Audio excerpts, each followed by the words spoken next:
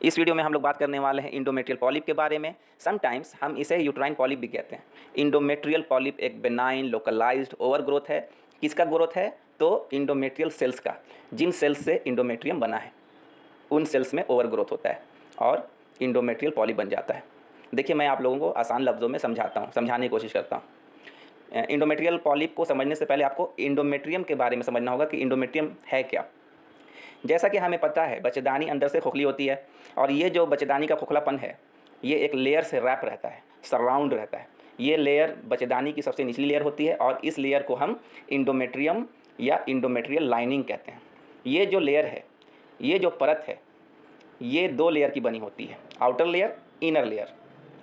Outer layer जो है वो फंक्शनल लेयर के नाम से जानी जाती है। Functional layer basically functional layer में ग्लैंडुलर टाइप ऑफ सेल्स होती हैं और स्ट्रोमल टाइप ऑफ सेल्स होती हैं।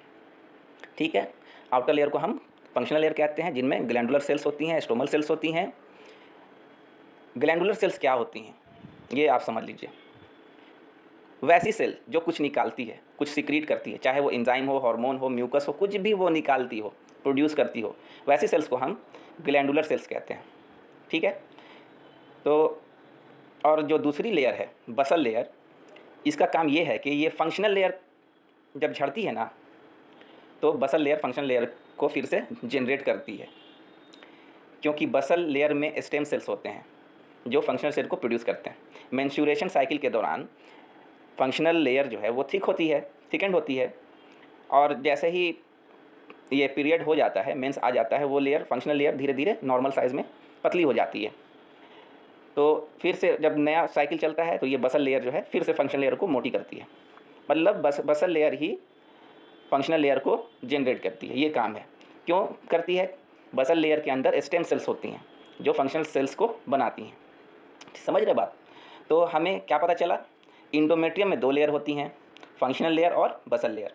फंक्शनल लेयर यूट्राइन कैविटी के चारों तरफ होती हैं, रैप रहती हैं, और बसल लेयर मायोमेट्रियम से चिपका रहता है।